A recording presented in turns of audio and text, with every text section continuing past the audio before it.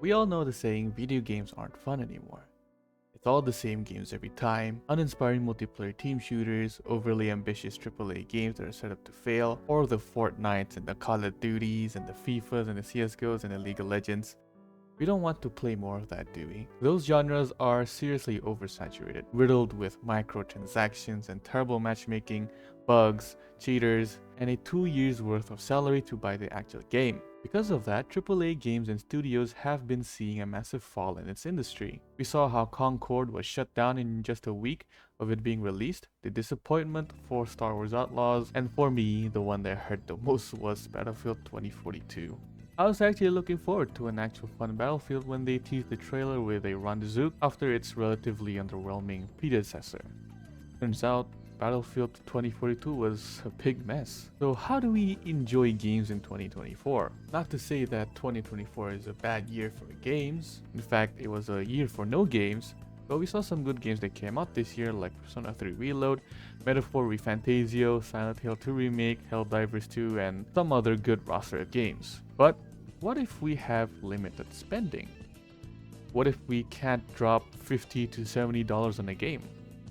Welcome to the world of indie games. Hey, if you wanna battle, then I take it to the street where there's no rules. Take off the gloves, rep keys to them. Gotta prove my skills, so get down. The lyrical tips, roll battle, snap, yell down. Gotta shoot to kill, shoot to kill. Don't you be afraid, man. Gotta do how it feels. 6 to 7 to 8 to 9, 10. I flip the script to make it to the top. Indie games have been rising to the top ever since the big AAA games took their massive fall. The indie game genre is probably the most innovative out of all genres. The games are usually made by being engineered to a certain idea. For example, Untitled Goose Game, pretty popular indie game back in 2019, was just a game where you play as a goose and you wreak chaos in this small town, literally just being a nuisance to the people around you. But what you get out of that game is that it's fun.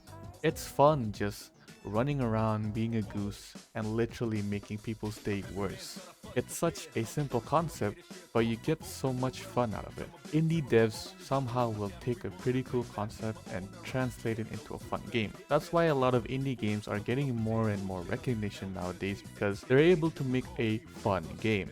Liar's Bar and Balatro are two indie games that are pretty popular right now, and one of them is nominated for Game of the Year. But there is one game that I want to talk about in this video, and this game for me doesn't get enough recognition that it deserves. Not a lot of people talk about it generally, but it's not getting talked about enough.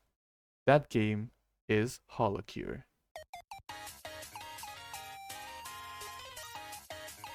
Holocure is a free fan-made game, and by default it is an indie game, that was released on the 17th of August 2023. Now, I do not know too much about the development and how it came to be, but I have played a good while of this game and I know some of the various things around it. Holocure is a fan-made game by the developer KU. This fan-made game is based around the biggest VTuber group, Hololive. If you're a VTuber or familiar with VTubers, then you know that Hololive is the biggest VTuber agency out there. Everyone and their VTuber mothers know Hololive.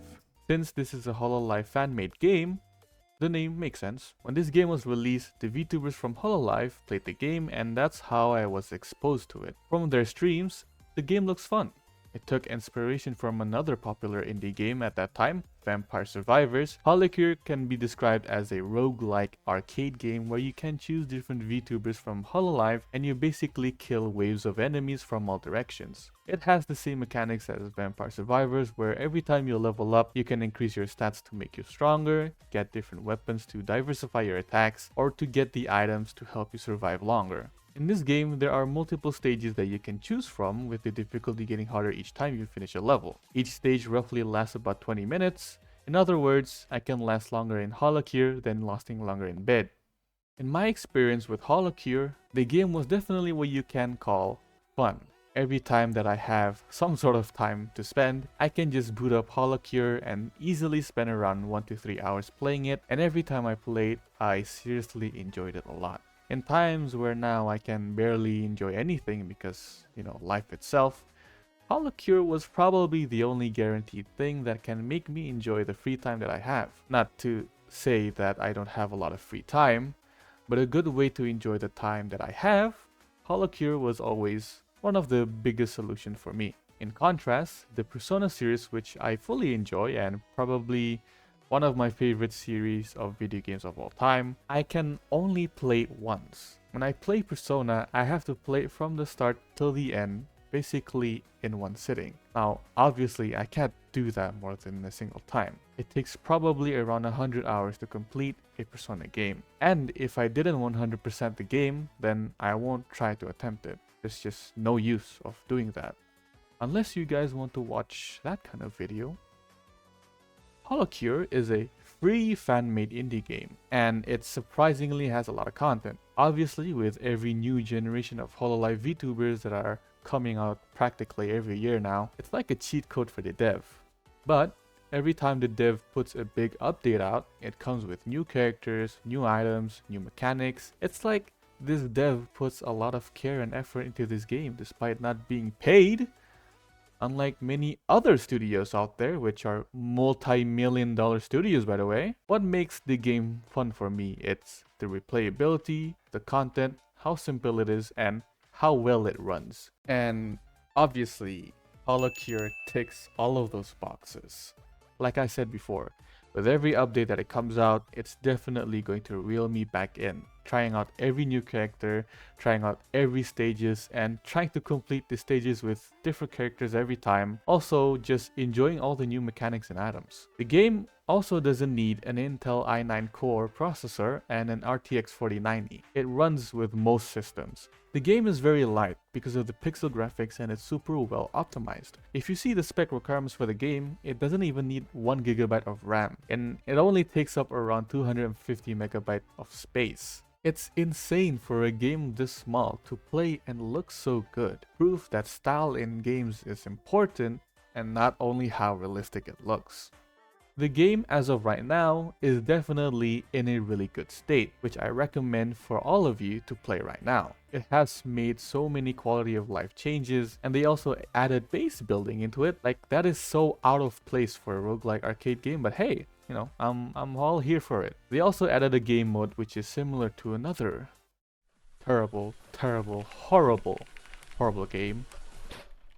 The content in this game is already a lot, and it'll just keep coming and coming for however long the dev wants to keep working on the game. I'm really surprised at how this game keeps expanding and expanding to its own little world. There's this fishing minigame, and I once spent 2 hours on it because of the base building mode that the game added. When you catch a fish, you can sell it for some sort of currency, and with that currency, you can buy fishing rods to catch bigger and more valuable fish, or you can use that money to decorate and build your house. You can also make passive income in holocoins by having slaves that work for you.